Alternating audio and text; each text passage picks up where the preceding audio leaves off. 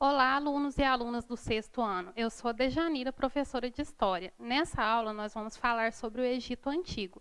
É provável que vocês já conheçam alguma coisa a respeito do Egito. Já ouviram falar das pirâmides ou do processo de mumificação? Mas você sabe onde o Egito está localizado? Quem respondeu na África acertou. Vocês podem ver aí no canto da imagem a localização. O Egito fica no nordeste do continente africano. Ao contrário do que as pessoas às vezes pensam quando imaginam sobre a história da África, lá foi sim também palco de impérios grandiosos e importantes com uma cultura que merece ser conhecida. E hoje nós vamos falar sobre um deles, o Egito. Aí vocês estão vendo o mapa do Egito Antigo. Quando essa região foi ocupada, ela era formada por pequenas aldeias. Depois foram formados dois reinos. O Baixo Egito, que está representado em laranja na parte de cima do mapa, e o Alto Egito na parte mais clara ao sul. Mais ou menos no ano de 3100 a.C., esses dois reinos foram unificados. O rei Narmer, do Alto Egito, nessa parte de baixo, conquistou o Baixo Egito, formando o Império Egípcio. Então, Narmer foi o primeiro faraó do Egito Antigo. Nesse mapa também, vocês podem ver aí ao centro, em verde, a região fértil que fica ao redor do rio Nilo. O rio Nilo foi muito importante nessa região e para o surgimento dessa sociedade do Egito Antigo, já que as terras ao redor eram regiões de clima mais seco e desértico. E foi justamente devido às águas do rio Nilo que conseguiu se formar uma sociedade com a produção da agricultura aí nessa região. Nesse mapa ainda, vocês podem ver que essa linha verde clara que está ao redor do mapa está mostrando a maior extensão que o Império alcançou no período do Novo Império. Então, quando o Egito se tornou um império, conquistou novas terras, né, seus exércitos conquistaram novas terras ao redor, inclusive a região da Núbia, que está aí ao sul do mapa, e que era uma região ocupada por outro reino importante também, que era o reino de Kush, que durante um período foi ocupado pelo Egito. Então, aí está mostrando toda a extensão do império. Nesse mapa aqui, a gente já pode ver o mapa da África atual, com a localização do rio Nilo também, né, que passava por todo o Egito Antigo, e hoje os países que ficam aí são o Egito em cima, Sudão, chegando até Uganda na África. O rio Nilo, como eu já falei, era muito importante para essas comunidades praticarem agricultura ao seu redor. No período das chuvas e das cheias do rio, o rio transbordava, trazendo humus, restos de plantas e animais em decomposição que fertilizavam essas margens do rio Nilo. Nesse período das cheias do rio, quando os camponeses não estavam se dedicando à plantação, eles se dedicavam a outros trabalhos, como, por exemplo, a construção de estradas, a construção de canais para irrigação de terras mais afastadas das margens do rio. E quando essas águas do rio baixavam, deixavam, então, essas margens fertilizadas e propícias para praticar a agricultura. O rio Nilo também era importante para o transporte e continua sendo importante para as comunidades que vivem nessa região atualmente ainda. Devido a esse rio, então, formou-se nessa região uma sociedade agropastoril. Eles plantavam principalmente cereais e criavam animais, como carneiros, bois. Aqui vocês estão vendo a imagem da divisão política do Império, do Egito após a unificação, após ter formado o Império. Ele é dividido geralmente em três fases: o Antigo Império, o Médio Império e o Novo Império.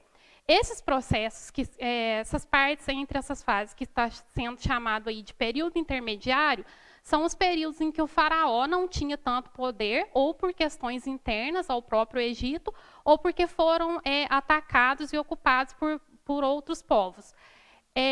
O Novo Império, a última dessas três fases, foi a fase de maior prosperidade do Império Egípcio. Eles formaram um exército grandioso e conseguiram conquistar várias terras ao redor. Como a gente já falou e vocês viram naquele primeiro mapa, foi nesse período do Novo Império que eles conquistaram também a região da Núbia, ao sul, chegando até a Ásia Menor, próximo da Mesopotâmia, a extensão do Império Egípcio. E como era a sociedade? A figura mais importante era o faraó, que ele era o governante, também o comandante militar e o juiz. E ele era considerado um deus encarnado. Abaixo do faraó, havia alguns funcionários muito importantes e pessoas de prestígio também naquela sociedade. O vizir era como se fosse um primeiro-ministro. Ele governava pelo faraó, então ele cuidava da justiça, cuidava da arrecadação de impostos.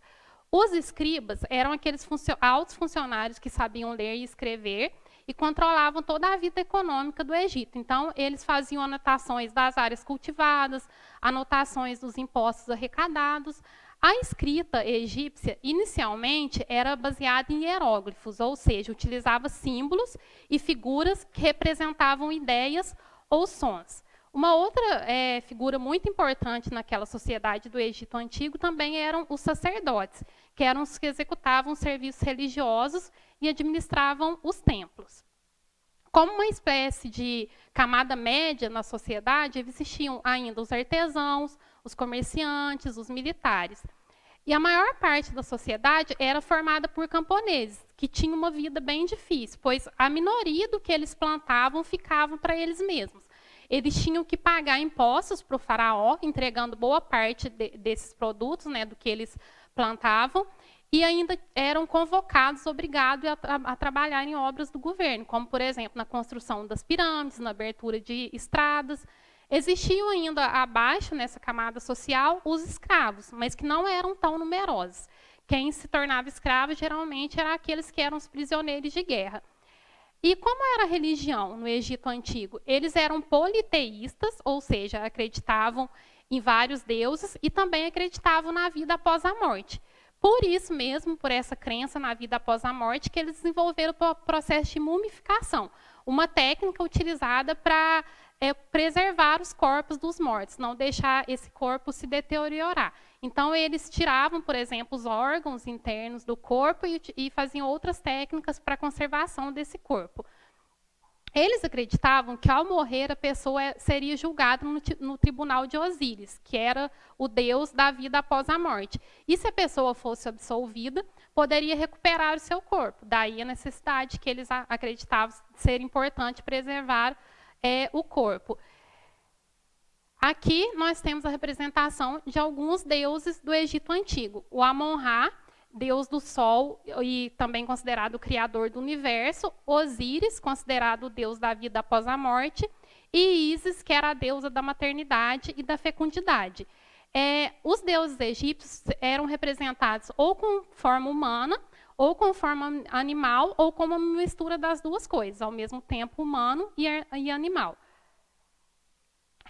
Os corpos mumificados dos faraós geralmente eram abrigados nas pirâmides.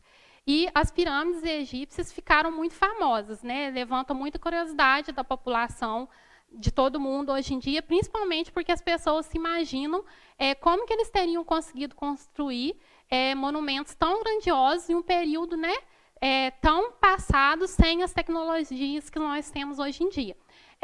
Essas que estão aparecendo aí na imagem, então, são as pirâmides de Gizé, muito famosas, que ficam ao redor da cidade do Cairo, no Egito. Foram construídas inicialmente para abrigar o túmulo dos faraós e atualmente são os lugares mais visitados no mundo. E você, ficou com vontade de conhecer um pouco mais a respeito da história e da cultura do Egito? Fiquem bem, até a próxima aula.